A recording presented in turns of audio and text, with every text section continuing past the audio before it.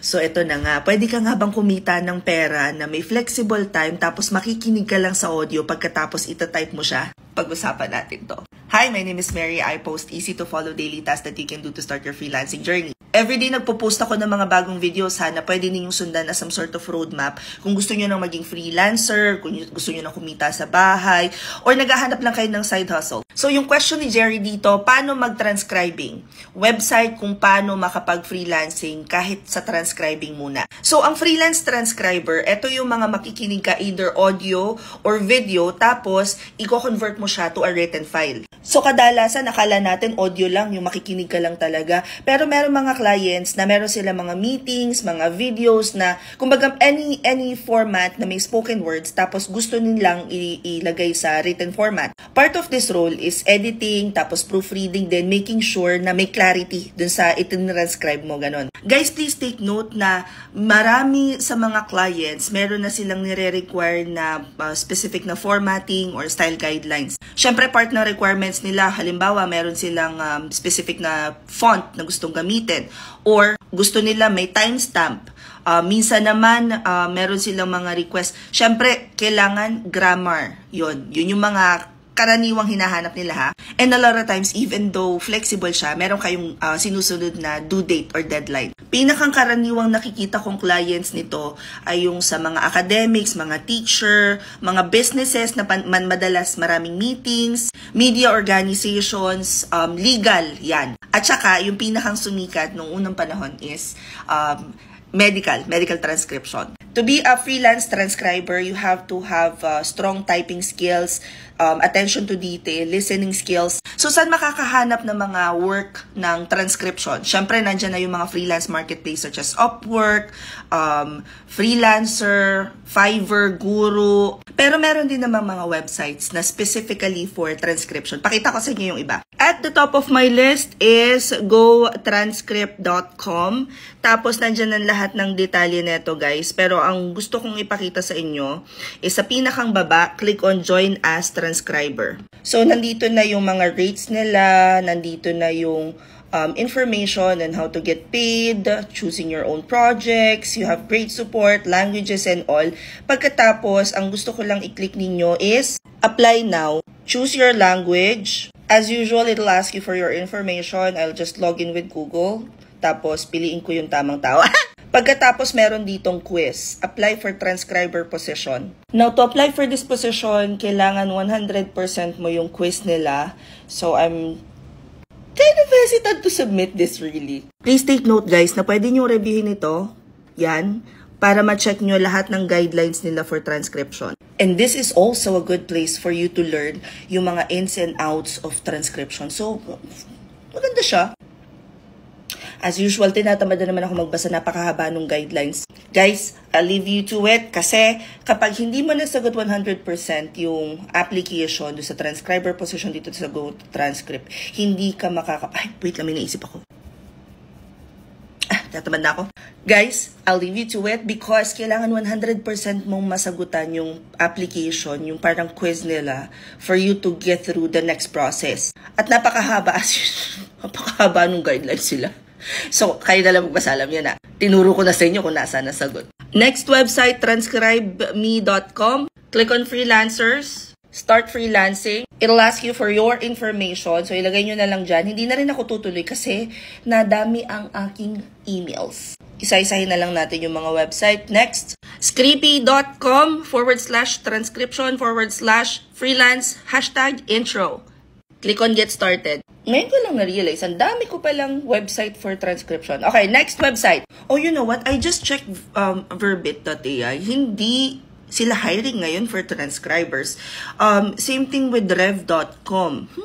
Interesting. But from what I remember, so yun, Rev, GoTranscribe, TranscribeMe, Scribby, usually open sila ha. Bukod pa doon, merong mga job boards kagaya ng Indeed, Glassdoor, FlexJobs. Yun, mga nagpo-post yun. Pero FlexJobs, may bayad yun. Kaya hindi ko siya masyadong nire-recommend. And then, yung iba naman, nakakakuha sila ng client for transcription is yung gamit social media, of course, LinkedIn, Twitter, Facebook. Ako kasi, yung mga projects ko, before kasi hindi na rin ako nagtatranscribe ngayon. Kasi hindi ako guys, kinesthetic learner ako. Hindi ako matyagang magtrabaho ng ganito na nakikinig lang, antokin ako. Pero dati, yung client ko, so meron siyang meeting that lasted for about 4 hours. Pinatranscribe niya sa akin. And meron din akong isang client pa before. At ito, in-outsource ko to. Meron siyang mga videos, training videos na anong tawag nila doon? Pinatranscribe niya sa akin. Kung gusto nyo guys maging transcriber, teka, naghahanap tayo ng mga website na pwede pa. Kung gusto nyo maging transcriber guys, ang mga pinakang common na kailangan ng transcriber number 1, computer. Tapos yung iba nakuha sila ng mga transcription software kasi kagaya nung Express Scribe, InScribe, Transcribe. Ito yung pinakang magandang pang-control ng audio playback. Tapos pwede mong i-adjust yung playback speed, ma-add mo yung mga timestamp, mga ganon. Meron din tayong tinatawag na Otter.ai. Eto siya guys, si Otter.ai, it's actually AI-powered transcription software and service siya na nakakapag-transcribe ng live and recorded audio and video context into text. Madalas ginagamit ito ngayon ng mga clients kapag nasa meeting sila, pagkatapos pinapasa nila sa VA nila para i-proofread. Merong free version nito, merong paid. Now, other transcribers, meron na silang tinatawag na foot pedal. Ito yung pang-control mo na dun sa pinakang audio para mas mabilis kang makapag-transcribe. So, may ganung level na tayo ng transcription. Tapos, syempre, kailangan mo ng word processing software, kailangan mo ng internet connection, and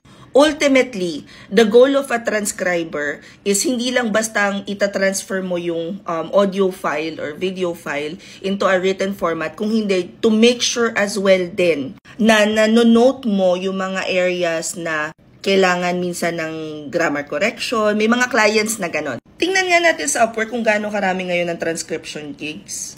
Nakakaloka tong client na tinerminate ko sa Upwork. Binigyan ako ng 1 star. Hindi na ako marunong. Pag-usapan natin yan, mamaya, chichika ko talaga sa inyo to. Nakakaloka tong client na to. Okay. So, as usual, punta tayo sa Upwork. Tapos, i-click natin tong magnifying icon na to. Alam nyo na, yung ginagawa ko dito sa side. Kung hindi pa, this is how I do it. I search for gigs. I want it hourly. And then, I make sure na less yung competition. I make sure na verified yung client. And then, everything else stays the same for me. But, if kayo guys ay namimili ng oras ng work nyo, then pwede nyong i-adjust pa to. But, let's search for transcript. Let's search for transcription. Tingnan natin kung ilan. So, there are 288 jobs dito. Data entry. Posted 6 minutes ago. Pack. Open link in a new tab. Bilis tayo dyan, sis. Data reviewer. Descript. Video editing for video. Okay, pwede. Sige. Okay. No. Okay, wait. Right-click, open in a new tab, Japanese, German, book editor, pack, open in a new tab, pack, Ukrainian. And then, after, huwari lang, nabuksan na natin lahat i-click nyo lang yung mga job description. So, based on what I see here, so far, merong market pa din. May market pa rin talaga dito sa anong to. And then, if kaya, I'd probably interview one of my, as in sobrang tagal na naming virtual friend. Kasi, na-meet ko was 2012. When I started building yung Facebook group natin. Ewan ko kung naka-join na ba kayo sa dali ha? So, di ba pag pumunta kayo sa profile ko, tapos ni-click nyo yung link sa bio ko, makikita nyo dyan guys, join our Facebook group at Official Tambayan. Jumoin na kayo dyan. Hindi ko palang masyadong naaasikaso kasi alam nyo naman, ang dami natin ganap. Pero nung binuo ko yan nung 2012, kasama siya sa mga kauna-unahan kong nakasama dito sa group na to. Try ko siyang interviewin. Alam ko ang tagal na niyang transcriber. And then, tumigil siya kasi nakapagtayo na siya ng sarili niyang business to freelancing. But at the same time, on the side, ginagawa niya yung transcription. Anyway, napakahaba na naman itong video na to. Sorry naman.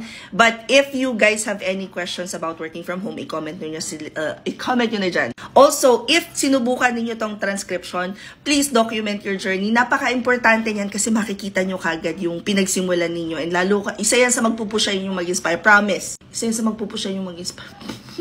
Isa yan sa magpupusha inyo to try harder. Kumbaga, makikita nyo kung saan kayo nagsimula. Malayo pa man, malayo na rin. Tag me and use the hashtag freelancer na this 2023. Comment ano questions you guys have about working from home. Follow for more work from home chismis. Bye! Grabe 10 minutes. Uy!